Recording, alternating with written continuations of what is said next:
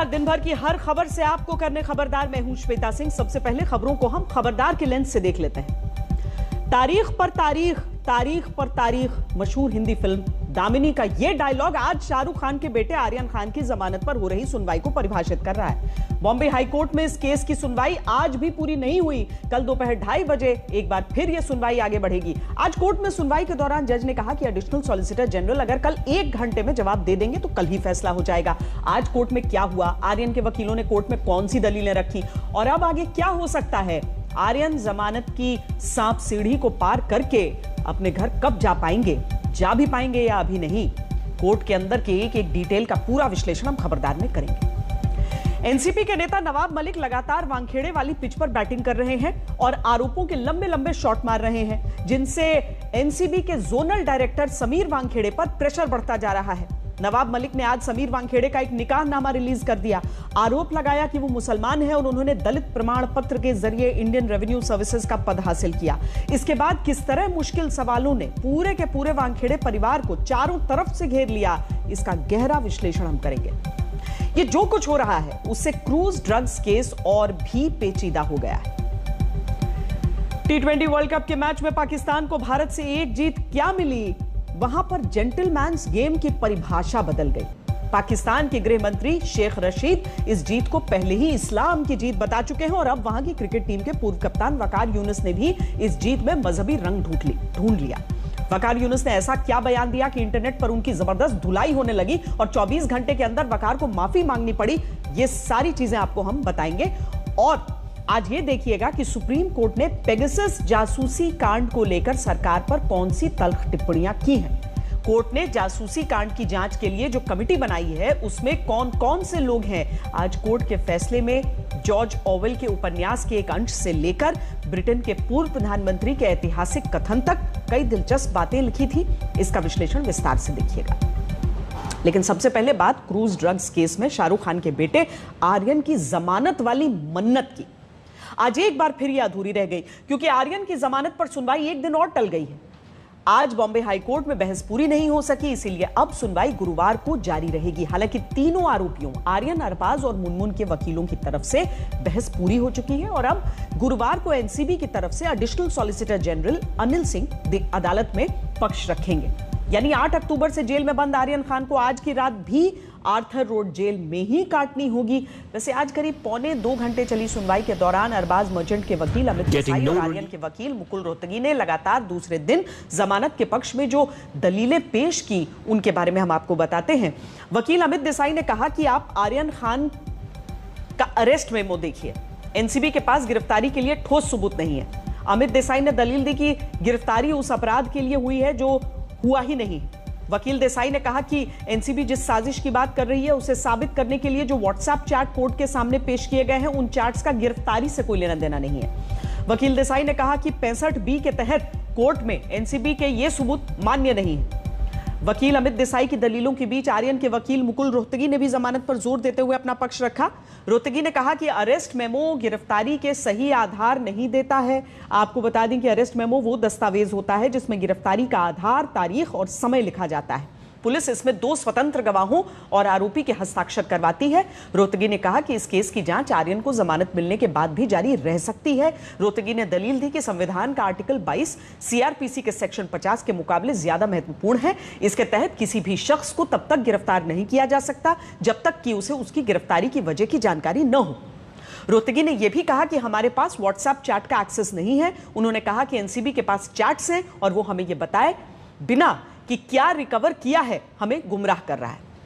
करीब 1.25 घंटे सुनवाई चली। उसके बाद कोर्ट ने कहा कि एएसडी अनिल सिंह कल 1 घंटे में जवाब दे देंगे, जिसके बाद कल ही जमानत की सुनवाई खत्म करके कोर्ट अपना फैसला सुनाने की कोशिश करेगी। ये तीनों के ऊपर जो भी सेक्शंस लगे हुए हैं वो सेक्शन सबके कॉमन है और अरेस्ट के टाइम पे भी यही सेक्शंस पुट अप हुए थे, इंक्लूडिंग सेक्शन 35 जो कि मेंटल स्टेट की बात करता है।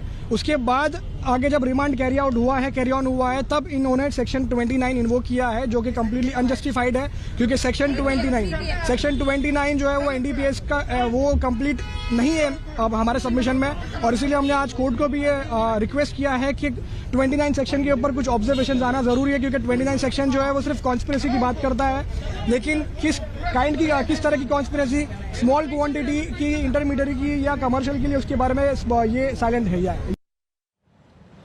तो अब गुरुवार को यानी कल एनसीबी के वकील आर्यन खान की जमानत के विरोध में अपनी फाइनल दलीलें पेश करेंगे। वैसे मंगलवार को एनसीबी ने हाईकोर्ट के सामने हलफनामे में वो तर्क दिए जिनके आधार पर आर्यन खान को बेल नहीं मिलनी चाहिए। एनसीबी ने कहा कि 23 अक्टूबर 2021 को गवाह प्रभाकर सैल ने जो कथित हलफनामा दाखिल किया है, उससे यह बात साफ हो गई है कि जांच को प्रभावित करने की कोशिश हो रही है। इस मामले की जांच के साथ छेड़छाड़ और गवाहों को प्रभावित करने के साफ उदाहरण के आधार पर आर्यन की जमानत अर्जी खारिज की जा सकती है। आर्यन खान से संबंधित कुछ अंतर्राष्ट्रीय संबंधों का पता चला है जो कि प्रथम दृष्टया अवैध ड्रग्स खरीद की ओर इशारा कर रहे हैं। इस मामले में जांच की आवश्यकता है ताकि विदेशी कनेक्शन की जांच ठीक से की जा सके।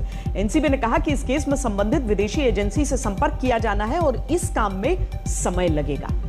एनसीबी के हलफनामे के बाद बॉम्बे हाईकोर्ट में सुनवाई के दौरान मंगलवार को आर्यन के वकील रोहतगी ने एनसीबी की पूरी थ्योरी को खारिज करते हुए आर्यन को बेकसूर बताया था, जिसके बाद माना जा रहा था कि आज आर्यन को जमानत मिल जाएगी।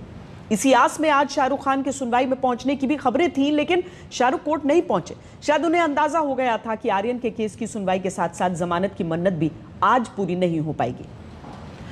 ड्रग्स केस में आर्यन खान बहुत बुरे फंसे हुए हैं।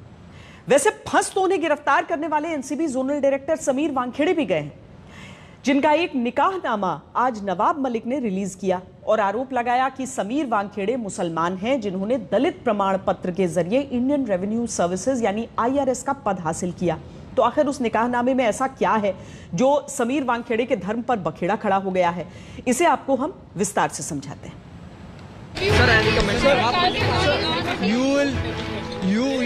अरे what questions you are asking me? अरे what questions you are asking me?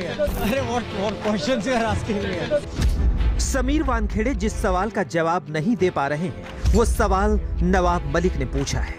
ये निकाहनामा दिखाकर दावा है कि समीर दाऊद वानखेड़े ने पहली शादी शबाना जाहिद कुरैशी से की थी, जो 7 दिसंबर 2006 में हुई थी। दावा है कि गवाह नंबर 2 यानी अजीज खान समीर दाऊद वानखेड़े की बड़ी बहन यास्मीन दाऊद वानखेड़े का पति था और इस निकाहनामे में मेहर की रकम 33,000 रुपए तय पाई गई थी। निकाहनामे में दर्ज है कि समीर वानखेड़े मुसलमान हैं और उनका पूरा नाम समीर दाऊद वानखेड़े है। नवाब मलिक का दावा है कि समीर वानखेड़े दलित कोटे से सरकारी अधिकारी बने, ये फर्जीवाड़ा है।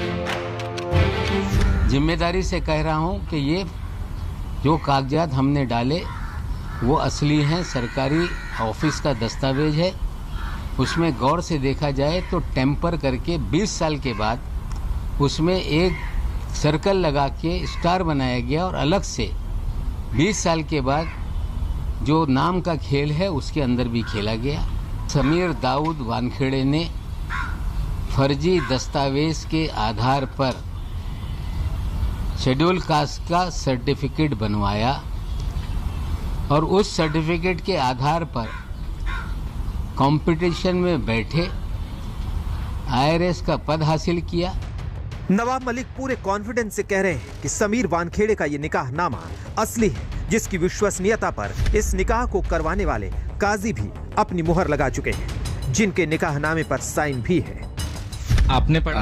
हाँ, मैंने पढ़ाया है, ये बिल्कुल सही है। हाँ। और उस वक्त में समीर शबाना हाँ। और इनके बाप पूरी खानदान सब मुसलमान थे। सब मुसलमान? हाँ, अगर ये जाहिर होता कि समीर हिंदू हैं तो निकाह ही नहीं होता हमारी शरीयत में, और काजी शरीयत के खिलाफ निकाह ही नहीं पढ़ाता। जब वहाँ सब सज जाता मामला, उसके बाद काजी जाता है, 15 मिनट में निकाह पढ़ा के वो चला आता है। अच्छा। दावत खाना वगैरह दावत रहती है, खा लेता, उसके बाद चला आता जी। पूरे इस्लाम तौर तरीके से ये शादी हुई? इस्लामी तौर तरीके से शादी हुई। इस सब मुसलमान थे, गवाह भी मुसलमान थे, वकील भी मुसलमान थे और माँ बाप भी मुसलमान थे। नवाब मलिक के आरोप और निकाह करवाने वाले काजी ही नहीं, बल्कि खुद समीर वानखेड़े का परिवार इस निकाहनामे को कबूल कर चुका है। वैसे निकाहनामे के प्रमाण पत्र से पहले नवाब मलिक ने समीर वानखेड़े का जन्म प्रमाण पत्र भी सार्वजनिक किया था। समीर के जन्म प्रमाण पत्र में उनके पिता का नाम दाऊद के वानखेड़े है और निकाहनामे में समीर का नाम समीर दाऊद वानखेड़े है। यानी निकाहनामे और जन्म प्रमाण पत्र दोनों में समीर के पिता का नाम दाऊद है। इस पर उनके पिता ज्ञानेश्वर वानखेड़े की प्रतिक्रिया काफी अहम हो जाती है। हमेशा कहते आया हूँ, 15 दिन से मैं यही कह रहा हूँ कि मैं मुस्लिम नहीं हूँ, मैं हिंदू हूँ। मेरा नाम ज्ञानदेव कचरूजी वानखेड़े है। मैं कितनी बार सब लोगों को बता रहा हूँ। फिर अभी नवाब मलिक ये निकाहनामा लगा कर मेरे जाति पे, मेरे धर्म पे और वो ड्रग पे क्या लेना देना कुछ समझ में नहीं आ रहा मुझे। आरोप इसलिए लग रहे क्योंकि देखिए ये निकाहनामा है, निकाहनामा तो सही होगा। मेरे बेटी की शादी सही हुई है, डॉक्टर शबाना कुरैशी से शादी हुई, निकाहनामा में हम भी थे। समीर के पिता ज्ञानेश्वर वानखेड़े का बयान काफी गोलमोल सा लगता है। उनका बयान बेहद कंफ्यूजिंग है। पहला कंफ्यूजन तो ये है कि वो मुसलमान नहीं है, लेकिन बेटे समीर के जन्म प्रमाण पत्र में उनका नाम दाऊद के वानखेड़े है। दूसरा कंफ्यूजन ये है कि निकाहनामे में समीर के नाम के बीच में दाऊद है, लेकिन उनके पिता कह रहे हैं कि उनका नाम दाऊद नहीं है। तीसरा कंफ्यूजन ये है कि अगर निकाहनामा और जन्म प्रमाण पत्र सही है तो फिर समीर का धर्म हिंदू कैसे हुआ। और चौथा कंफ्यूजन ये है कि अगर समीर मुसलमान है तो दलित कैसे हुए, और दलित कोटे से अधिकारी बने तो कैसे। लगता है कि इस कंफ्यूजन को समीर वानखेड़े फिलहाल कंफ्यूजन ही बने रहने देना चाहते हैं। समीर सर कुछ कहना चाहेंगे सर? नहीं, थैंक यू सर, आप पर आरोप लग रहे हैं सर, लगातार पर्सनल अटैक हो रहा है। सब झूठे हैं। पर्सनल अटैक लग रहा है सर आप पर। रिप्लाई करेंगे उसका। सर समीर वानखेड़े सीधे बात करने के लिए आप देख पा रहे हैं। बर्थ सर्टिफिकेट निकालने वाले हो कौन आप? क्या है हक आपके पास किसी ब्यूरोक्रेट किसी की बर्थ सर्टिफिकेट निकालने का? आप क्यों निकाल रहे हो उनकी बर्थ सर्टिफिकेट? समीर वानखेड़े का परिवार मान चुका है कि बर्थ सर्टिफिकेट से लेकर मैरिज सर्टिफिकेट तक सब असली है, लेकिन दोनों सर्टिफिकेट में जो डिटेल्स हैं वो उन्हें कबूल नहीं है। लेकिन नवाब मलिक भी जी जान से जुटे हुए हैं। देश का कानून कहता है कि कोई व्यक्ति जो शेड्यूल कास्ट को बिलोंग करता हो, एक बार उसने अपना धर्म परिवर्तन कर लिया तो उसे शेड्यूल कास्ट का जो भी फायदा है वो नहीं मिलता। लड़ाई ये है कि गरीब दलित का अधिकार छीना गया, और निश्चित रूप से ये हम लॉजिकल एंड तक ले जाएंगे और निश्चित रूप से कानून के तहत कार्रवाई होगी। ड्रग्स केस में शाहरुख के बेटे आर्यन खान ने जितनी सुर्खियां बटोरी हैं, उतनी ही सुर्खियां समीर वानखेड़े के धर्म का विवाद भी बटोर रहा है। ऊपर से आर्यन खान की गिरफ्तारी को लेकर समीर वानखेड़े की ईमानदारी पर भी सवाल तो उठ ही चुके हैं। सौरभ वक्तानिया, मुंबई, आज तक। वैसे तो क्रूज ड्रग्स केस से पहले भी समीर वानखेड़े ने बॉलीवुड में नशे के कारोबार पर कई बार रेड डाली थी, लेकिन आर्यन खान की गिरफ्तारी के बाद समीर वानखेड़े को रातों रात जो शोहरत हासिल हुई, उसने जिन लोगों के मन में समीर के बारे में और ज्यादा जानने की उत्सुकता बढ़ी, ऐसे लोगों में एनसीपी नेता नवाब मलिक भी शामिल हैं। उन्होंने समीर वानखेड़े की पूरी जन कुंडली ही खंगाल मारी, जिसके बाद अब शक की कोई गुंजाइश नहीं रह गई कि समीर वानखेड़े की मुस्लिम रीति रिवाज से शादी हुई थी, जिसमें उनके पिता का नाम दाऊद के वानखेड़े और उनकी बहन का नाम यास्मीन है। अब आप सोचेंगे कि ऐसा कैसे? इसे समझने के लिए समीर वानखेड़े की फैमिली ट्री आपको देखनी होगी। समीर वानखेड़े के पिता ज्ञानदेव वानखेड़े का जन्म महाराष्ट्र के एक दलित परिवार में हुआ, लेकिन उन्होंने मुस्लिम महिला जाहिदा बानो से शादी की। ज्ञानदेव और जाहिदा के 2 बच्चे हुए, एक समीर वानखेड़े, दूसरी उनकी बहन यास्मीन। समीर ने साल 2006 में डॉक्टर शबाना कुरैशी से शादी की। बाद में दोनों के बीच 2016 में तलाक हो गया। इसके बाद साल 2017 में समीर ने मराठी फिल्म अभिनेत्री क्रांति रेडकर से शादी की। उनके 2 बच्चे भी हैं। समीर और यास्मीन अपने नाम के साथ दाऊद भी लगाते हैं। समीर की बहन यास्मीन के पति का नाम अजीज खान है। इस पूरे कंफ्यूजन और समीर वानखेड़े के निकाहनामे पर जब आज तक ने उनके पिता ज्ञानदेव वानखेड़े से सवाल पूछे तो उनके जवाब क्या थे, आपको सुनाते हैं। मैं हमेशा कहते आया हूँ, 15 दिन से मैं यही कह रहा हूँ कि मैं मुस्लिम नहीं हूँ, मैं हिंदू हूँ। मेरा नाम ज्ञानदेव कचरूजी वानखेड़े है। मैं कितनी बार सब लोगों को बता रहा हूँ। फिर अभी नवाब मलिक ये निकाहनामा लगा कर मेरे जाति पे, मेरे धर्म पे और वो ड्रग पे क्या लेना देना कुछ समझ में नहीं आ रहा मुझे। आरोप इसलिए लग रहे क्योंकि देखिए ये निकाहनामा है, निकाहनामा तो सही होगा। मेरे बेटी की शादी सही हुई है, डॉक्टर शबाना कुरैशी से शादी हुई, निकाहनामा में हम भी थे, लेकिन निकाह उसको ही बोलते हैं जो दो जाति के लोग एक ही जाति के हो तभी निकाह होता है कबूल। तो इसलिए मेरे मिसेस ने सब लिखा होगा। इसलिए मैं पूछ रहा हूँ क्योंकि निकाहनामा में आपका नाम दाऊद लिखा हुआ है। कोई भी कुछ भी, मेरे मिसेस कुछ भी लग सकती है। दाऊद तो फिर मुस्लिम में आ गया ना? हाँ, तो लेकिन मैं देखा नहीं ना, मुझे ये नहीं समझ में आता ऐसी इतना शादी में गड़बड़ में। अभी एज ए मैं पिता ऐसा मैं थोड़ी पढ़ूंगा हर चीज। शादी इतना बड़ी गर्दी होती है, मैं क्या पढ़ सकता हूँ उसमें? लेकिन सर इसमें यही आप दिखा रहे तो अभी मुझे मालूम पड़ रहा है। लेकिन इसमें आपके सिग्नेचर भी है इस पूरे निकाहनामे। सब सही होगा जो भी निकाहनामा, लेकिन मैंने पढ़ा नहीं है और शादी में तो कोई पढ़ता भी नहीं है। इतना बड़ी गर्दी होती है, बातचीत होती है, तो कौन पढ़ेगा ये? लेकिन इसमें तो साइन काजी का कहना है कि हर कोई इंसान इनके परिवार का मुस्लिम है। आपका नाम यहाँ पे दाऊद लिखा हुआ है और जो स्पेशल मैरिज एक्ट आपने बताया उसमें भी दाऊद नहीं लिखा है, डी लिखा हुआ। तो ये क्या नाम छुपाने के लिए किया गया? लेकिन मैं रिटायर हुआ तो DK वानखेड़े उधर भी डी लिखा है। मेरे बहुत जगह पे डी शॉर्टकट भी बहुत लोग DK अभी भी मुझे लोग DK में बोलते, DK वानखेड़े। मुझे DK मेरे दोस्त लोग बोलते, कोई दाऊद बोलता है, कोई DK बोलता है। इसका तो संबंध नहीं आना चाहिए। दाऊद नाम कहाँ से है? सब जगह दाऊद। नवाब मलिक भी एक फेसबुक का फोटो ट्वीट करते उसमें भी दाऊद। हाँ, वो हो सकता है कुछ भी। कितने फेसबुक लोग डुप्लीकेट बनाते, क्या उसको फर्जीवाड़ा भी करते। फोटो मेरा है, फोटो मेरा है, लेकिन कोई भी ऐसा बना सकता है मेरे नाम पे। एक चीज समझ नहीं आ रही, जब पूरे परिवार को ये कहा गया है कि पूरा परिवार मुस्लिम है, काजी खुद बोल रहे कि पूरा परिवार मुस्लिम है, यहाँ पे भी आपका नाम दाऊद लिखा जा रहा है, आपकी सिग्नेचर है, आपका पूरा परिवार का सिग्नेचर है, खुद समीर वानखेड़े का सिग्नेचर है, तो फिर किस तरीके से आप लोग हिंदू बता रहे अपने आप को? क्योंकि काजी तो कह रहे कि पूरा परिवार मुस्लिम है, अगर जो हिंदू होते तो ये शादी नहीं होने देता। मैं इसीलिए तो मैं आपको सब सर्टिफिकेट बताया हूँ कि मैं हिंदू हूँ, मैं कौन से जाति का हूँ, कौन से धर्म का हूँ, मैंने इसलिए तो बताया आपको। बोले हिंदू है तो शादी नहीं होती? हाँ, शादी नहीं हो सकती। अगर हिंदू बोलते दो जाति हो एक हुई तो ही उसका निकाह होता है, अगर अलग रहे तो नहीं होता ना, निकाह कबूल नहीं होता। मतलब मुस्लिम वो जब दोनों पार्टी मुस्लिम हो तो ही निकाह हो सकता है। इसीलिए मेरे बेटे ने स्पेशल मैरिज एक्ट के अनुसार उधर वो रजिस्ट्रेशन किया है। आप मानते कि आपके परिवार से किसी को मुस्लिम के तौर पे एक झूठ बोला गया कि पूरा परिवार हम लोग मुस्लिम है इसलिए ये शादी हो जाए? नहीं, ऐसा कोई भी नहीं। ऐसा मेरे परिवार में है कितने लोग, बेटा बेटी मैं और बहू, दूसरे कौन है मेरे परिवार में? इधर कोई भी नहीं है। किसने कहा रहेगा आपके परिवार से कि हम सब मुस्लिम है इसलिए ये शादी? पता नहीं है किसने कहा।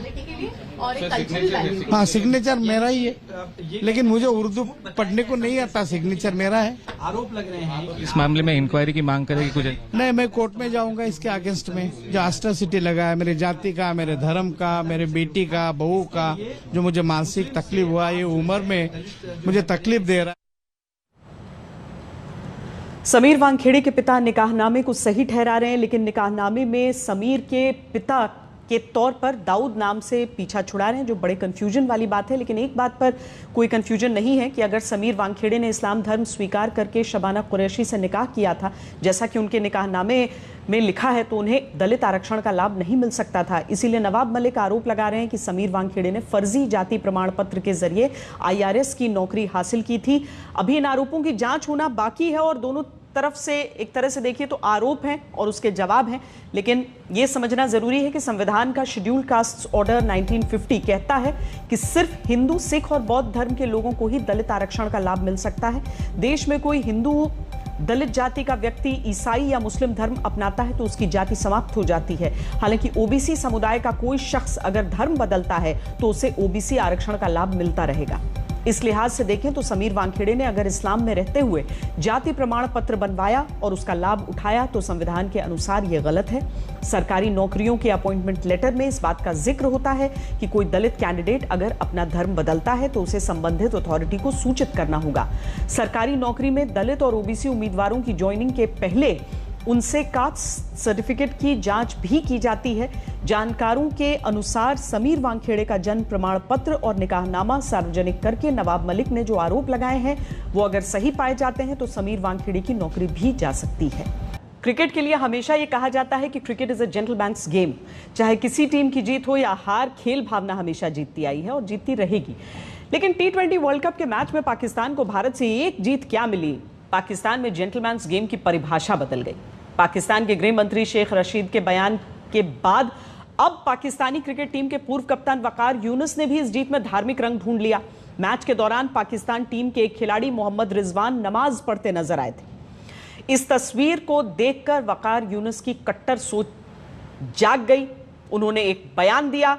हालांकि पाकिस्तान में ही सोशल मीडिया पर इस बयान की जबरदस्त धुलाई होने के बाद वकार ने 24 घंटे के अंदर माफी मांग ली। फिलहाल यह कहना मुश्किल है कि यह माफी दिल से निकली है या सिर्फ जुबान से, क्योंकि इस माफी में सच्ची भावनाओं की कमी दिखाई देती है।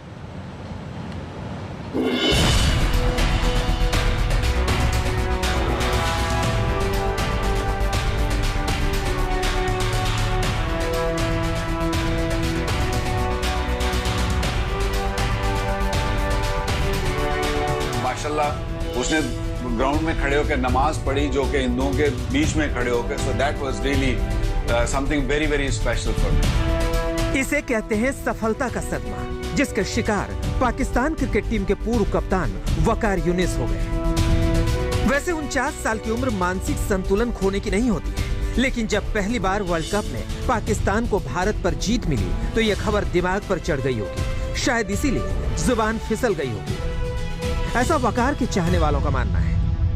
जिस सेंसिबल तरीके से, जिस अग्रेसिवनेस भी थी, जिस तरीके, और सबसे अच्छी बात जो रिजवान ने की कि फिर उसने माशाल्लाह उसने ग्राउंड में खड़े होकर नमाज पढ़ी, जो कि हिंदुओं के बीच में खड़े होकर, so that was really something very very special for me. जीत के बाद पाकिस्तान के एक खिलाड़ी ने खुदा का शुक्रिया क्या किया, वकार यूनुस जीत का जश्न मनाने के बजाय इस तस्वीर को सांप्रदायिक रंग देने में जुट गए और दिल की बात को जुबान से जाहिर कर दिया। इसके बाद सोशल मीडिया की पिच पर वकार के बयान की जबरदस्त धुनाई शुरू हो गई। खुद पाकिस्तान के पूर्व कप्तान रमीज रजा ने ट्वीट करके वकार यूनुस के चौके छक्के छुड़ा दिए। रमीज रजा ने ट्वीट में लिखा, जरा भी हैरान नहीं हुआ। मैं अपने अनुभव से बता सकता हूं कि एक आदमी जो अपने देश की भाषाओं और शहरों के बारे में नस्लभेदी है, वो आसानी से धार्मिक मतभेदों के बारे में इस तरह की नकारात्मक टिप्पणी कर सकता है। इतना ही नहीं, रमीज रजा ने अपने ट्वीट में हैशटैग ऑलवेज बिटर यानी हमेशा कड़वा और हैशटैग ऑलवेज नेगेटिव यानी हमेशा नकारात्मक भी लिख दिया। जब सोशल मीडिया की पिच पर वकार के बयान की धुनाई हुई तो उन्हें 24 घंटे के अंदर गलती का एहसास हुआ। उनकी अंतरात्मा तुरंत प्रायश्चित के लिए तैयार हो गई। वकार यूनुस अब माफी से भरी धीमी गेंदें फेंक रहे हैं। मेरी इंटेंशंस कभी भी ऐसी नहीं थी कि मैं कभी भी रिलीजियस पे तो मैं कभी कमेंट नहीं करता, ना मैं उस पे पंगा लेता हूँ। तो I was all excited, I was very excited कि पाकिस्तान मैच जीता है, एंड उस एक्साइटमेंट में क्योंकि I saw Rizwan playing also, तो उसमें शायद मैंने वर्ड्स कुछ ऐसे यूज कर दिए जिससे हो सकता है कि किसी के सेंटिमेंट्स अगर हर्ट हुए हों। सो आई अपोलोजाइज कि अगर आपको किसी को मेरी वजह से तकलीफ हुई है। ये कैसी जुबान है जो 24 घंटे में ठीक हो गई। वकार यूनुस अकेले ऐसे आदमी नहीं है जो पाकिस्तान की जीत को धार्मिक रंग देने की कोशिश कर रहे हैं। इससे पहले पाकिस्तानी गृह मंत्री शेख रशीद ने पाकिस्तान की जीत को इस्लाम की जीत बताकर अपनी बौद्धिक शक्ति का परिचय दे दिया था। पाकिस्तान की टीम को, पाकिस्तान की कौम को मुबारक हो, आज हमारा फाइनल था। हमारा फाइनल आज ही था और दुनिया के मुसलमान समेत हिंदुस्तान के मुसलमानों के उनके जज्बात पाकिस्तानी टीम के साथ थे। सारी आलम इस्लाम को फतेह मुबारक हो। पाकिस्तान जिंदाबाद, इस्लाम जिंदाबाद। शेख रशीद ये फरमा रहे हैं कि पाकिस्तानी टीम की जीत आलम इस्लाम यानी विश्व के मुसलमानों की जीत है। शेख रशीद को कौन ये समझाए कि इससे पहले वर्ल्ड कप में पाकिस्तान हमेशा भारत से हारता आया है। क्या उस हार को भी वो अपने धर्म से जोड़ेंगे? शेख रशीद जैसी सोच रखने वालों को असदुद्दीन ओवैसी ने अपने अंदाज में जवाब दिया है। हमारे पड़ोसी मुल्क का एक मिनिस्टर है, पागल है बेचारा, पागल है। उसने कह दिया कि पाकिस्तान जीता तो इस्लाम की कामयाबी हो गई। अरे अहमक, दीन इस्लाम को क्रिकेट मैच से क्या करना है? दीन को क्रिकेट मैच से क्या करना है? मगर ये पड़ोसी के लोग समझ में नहीं आता। अरे मिनिस्टर, पाकिस्तान में तुम एक मलेरिया की दवा नहीं बना सकते, तुम एक मोटरसाइकिल का टायर तैयार नहीं कर सकते। भारत बहुत आगे है, भारत से पंगा मत लो। क्रिकेट मैच के जरिए अपनी कट्टर भावनाओं को जाहिर करना कोई नई बात नहीं है, लेकिन क्रिकेट में सांप्रदायिक खेल वाली सोच अच्छी बात नहीं है। वैसे वर्ल्ड कप अभी खत्म नहीं हुआ है, अभी हिसाब बराबर करने के कई मौके बाकी हैं। आज तक ब्यूरो। अब पाकिस्तान से वापस अपने देश लौटते हैं और विश्लेषण की दिशा को सुप्रीम कोर्ट की तरफ मोड़ते हैं। अब तक आपको यह खबर मिल चुकी होगी कि आज सुप्रीम कोर्ट ने पेगासस जासूसी मामले में 3 सदस्यों की एक जांच कमेटी बनाई है। अब यह जांच कमेटी इस बात का पता लगाएगी कि केंद्र सरकार ने इजरायली स्पाईवेयर पेगासस के जरिए देश के राजनेताओं, पत्रकारों और दूसरे लोगों की जासूसी करवाई है या नहीं। लेकिन सुप्रीम कोर्ट ने इस फैसले के दौरान सिस्टम पर किस तरह के कटाक्ष किए, आज उस पर बात करना जरूरी है, क्योंकि कोर्ट का फैसला अक्सर एक लाइन का होता है, लेकिन उससे पहले की गई टिप्पणियों के मायने बहुत गहरे होते हैं और उसमें ही फैसले का सार होता है। इसीलिए कोर्ट की टिप्पणी को गहराई से समझना आप सबके लिए जरूरी है। आज पेगासस मामले की सुनवाई करते हुए सुप्रीम कोर्ट ने सबसे पहले मशहूर अंग्रेजी लेखक जॉर्ज ऑरवेल के मशहूर उपन्यास के एक कथन का जिक्र किया, जिसके अनुसार यदि आप कोई बात गुप्त रखना चाहते हैं तो उसे स्वयं से भी छिपाना चाहिए। सुप्रीम कोर्ट ने यह भी कहा कि राष्ट्रीय सुरक्षा के नाम पर सरकार को हर बार फ्री पास नहीं दिया जा सकता और सरकार की तरफ से बार बार केवल राष्ट्रीय सुरक्षा का आह्वान करने से कोर्ट मूक दर्शक नहीं बनी रह सकती। सुप्रीम कोर्ट ने यह कमेंट इसीलिए किया क्योंकि केंद्र सरकार ने राष्ट्रीय सुरक्षा का हवाला देकर अपने एफिडेविट में ज्यादा डिटेल देने से इनकार कर दिया था। जाहिर है सुप्रीम कोर्ट सरकार के अब तक के जवाबों से संतुष्ट नहीं है। पेगासस मामले की सुनवाई सुप्रीम कोर्ट के 3 जजों की बेंच कर रही थी, जिसमें चीफ जस्टिस एनवी रमन्ना भी शामिल थे। सुप्रीम कोर्ट ने power of the right to privacy यानी निजता के अधिकार की शक्ति के बारे में बताते हुए ब्रिटेन के पूर्व प्रधानमंत्री विलियम पिट की कही हुई एक बात का ऐतिहासिक उदाहरण भी दिया। विलियम पिट ने मार्च 1763 में कहा था कि ब्रिटेन का सबसे गरीब आदमी अपनी झोपड़ी में राजा की सभी शक्तियों को नकार सकता है। भले ही गरीब का घर कमजोर हो सकता है, उसकी छत हिल सकती है, हवा उसकी छत को उड़ा कर ले जा सकती है, उसके घर में तूफान आ सकता है, बारिश का पानी आ सकता है, लेकिन इंग्लैंड का राजा उसमें प्रवेश नहीं कर सकता। राजा की सारी ताकतें गरीब के बर्बाद हो चुके मकान की दहलीज को पार करने की हिम्मत नहीं कर सकती। कोर्ट ने यह भी कहा कि हम सूचना क्रांति के युग में रहते हैं, जहां लोगों का पूरा जीवन क्लाउड में संग्रहित होता है। हमें यह स्वीकार करना चाहिए कि जहां टेक्नोलॉजी लोगों के जीवन को बेहतर बनाने के लिए एक उपयोगी उपकरण है, वहीं इसका प्रयोग किसी व्यक्ति के पवित्र निजी स्थान को भंग करने के लिए भी किया जा सकता है। सुप्रीम कोर्ट के इन उदाहरणों, तल्ख टिप्पणियों और चिंताओं से आप समझ सकते हैं कि जासूसी कांड और राइट टू प्राइवेसी को लेकर कोर्ट कितनी गंभीर है। सुप्रीम कोर्ट ने आज जो कटाक्ष किए, उनकी चर्चा सियासत के गलियारों में गूंज रही है। सुप्रीम कोर्ट की टिप्पणियों को सुनकर विपक्ष के नेताओं को राजनीतिक एनर्जी बूस्टर मिल गया है। हमारे देश पर आक्रमण है, हमारे लोकतंत्र पर आक्रमण है और हमारी जो वाइब्रेंट डेमोक्रेसी है उसको नष्ट करने का अटेम्प्ट है। ये पेगासस जो है, ये या प्राइम मिनिस्टर ने ऑर्डर किया है या फिर होम मिनिस्टर ने ऑर्डर किया है। ये कोई दूसरा व्यक्ति ऑर्डर नहीं कर सकता है। और अगर प्रधानमंत्री ने हमारे ही देश पर किसी और देश से मिलकर आक्रमण किया है, तो फिर इस पे प्रधानमंत्री की व्यू हम सुनना चाहते हैं। क्या उन्होंने किया है? और अगर किया है तो क्यों किया है? क्योंकि अगर हम लीगली देखें तो Pegasus is illegal. It is not legal in India to do snooping using Pegasus. He is not above the nation, he is not above the institutions. जो ये पेगासस से जो डेटा मिल रहा था, इसमें चीफ मिनिस्टर्स थे, फॉर्मर प्राइम मिनिस्टर्स थे। क्या ये जो डेटा आ रहा था, ये क्या प्रधानमंत्री को मिल रहा था? ये क्या होम मिनिस्टर को दिया जा रहा था? ये हम जानना चाहते हैं, क्योंकि अगर इलेक्शन कमीशन का जो फोन है, जो टैप हो रहा है, अगर उसका डेटा प्रधानमंत्री को जा रहा है, अगर सीईसी का डेटा, ऑपोजिशन लीडर्स का डेटा प्रधानमंत्री को जाए, this is a criminal act. उनके पास कुछ भी नया नहीं है। Rahul has nothing new to offer. वही बातें, वही शब्दावली, वही वोकैबुलरी और हर विषय को लेकर उन्हीं विषयों को बारंबार दोहराना, यही राहुल गांधी कहते हैं। डेमोक्रेसी खतरे में है, डेमोक्रेसी पे हमला हो गया है, डेमोक्रेसी को बचाना है, भारत के संविधान पर भारतीय जनता पार्टी हमला कर रही है, यही राहुल गांधी की वोकैबुलरी है। Repetition and Rahul Gandhi stand hand in hand. खबरदार में आज के लिए इतना ही। देश और दुनिया की बाकी खबरों के लिए देखते रहिए आज तक।